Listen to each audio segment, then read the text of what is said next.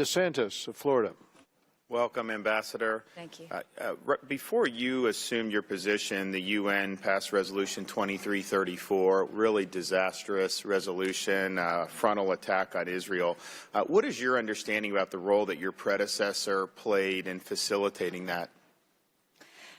Well, I made sure to every member of the Security Council to let them know what a kick in the gut 2334 was to the people of the United States. And was that view a change from what they had been told previously with the previous administration? There was some who were apologetic. There were some that were resentful.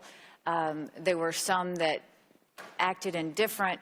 But yes, they did let me know that this was U.S.-led and U.S. pushed, and that only made it worse. No doubt. So the question is that do we have an opportunity to repeal that or reverse that? And if not, why should the American taxpayer fund an organization that of their 24 resolutions, 20 of them were dealing with this one tiny, the only Jewish state, the state of Israel?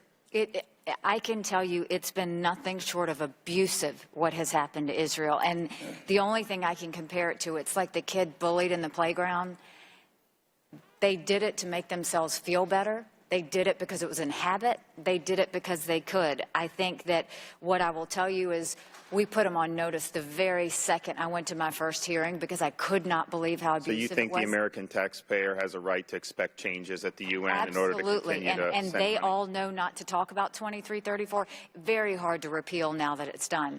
But what we will do is call them out anytime this happens. And we have seen a decrease in that rhetoric. And in this last Israel bashing session, which they do every month and have for the last 10 years, it was the first time that they actually, the majority of the members, just pushed the peace process instead of bashing Israel. So there is a change, but there's a long way to go. And I appreciate your leadership. We also can take other actions. The president, when he campaigned, promised to move our embassy from Tel Aviv to Jerusalem. I've gone over there, looked at sites. It can be done.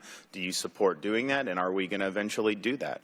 I've always supported the embassy move, and I believe the president supports it as well. It's not about if it happens, it's about when. But I hope it's soon, because I think it would be great if we could do it now. There's an issue of we have Americans that were born in Jerusalem. When they go to get passports, the State Department does not allow them to write Israel, Jerusalem, Israel, because they claim that that's disputed and it's not the capital of Israel. Can we get relief for some of those? I mean, would you favor that, allowing Americans born in Jerusalem to just Jerusalem, Israel, if they so choose, on their passports? I'm not aware of that, but I'm happy to talk to the State Department about that and see what it would take. Muslim Brotherhood, is that part of the solution in the Middle East or part of the problem in the Middle East in your view? And if it's the latter, should the U.S. designate them as a foreign terrorist organization? So I think that that's highly debated. That is not something that has been discussed within the administration. I am not a fan of the Muslim Brotherhood, and so I do think that they are more problematic in the area than helpful. Because I think that we hit the terrorists, kind of whack-a-mole, which is good. You got to take them out. But there's a foundational ideological view that is motivating that, and there will be other people who will fill that vacuum. The Brotherhood, I think, represents the foundation, and if we can deal with that, then I think we're dealing with the problem of radical Islamic terrorism much more holistically and likely to be more effective. I completely agree with you. Turkey, are they a valuable part of NATO at this point? There was a disastrous display here in Washington where Erdogan's goons are beating American protesters. You've seen a country that used to be a bridge to the West has turned in a much more Islamist direction.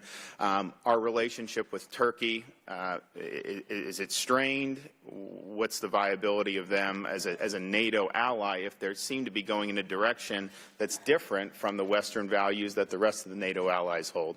So a few things with Turkey. It's complicated, but when I was in Turkey, I did meet with the foreign minister. It was mainly focused on how to get access into Syria because they were stopping some of the NGOs from getting in there. But we talked about multiple other things, prisoner releases and some other things along those lines. Turkey is a fantastic host country to the Syrians. They are doing everything right by the Syrians. Their government is starting to turn for the worse. be more of a dictatorship that's starting to happen, those types of things. I work very closely with the Turkish ambassador because with everything going on, we need to. They are not happy with what we have done with the YPG, but they get it. They don't like it, but they get it. And so I think Turkey's one of those that it's got its good sides, it's got its bad sides. It has been made clear to them at the highest level that you can't come to our country and act like that. At the highest level. They know that that's not something we will tolerate. They know that it was very much frowned upon. They have given excuses as to why it happens, and they know we're not taking any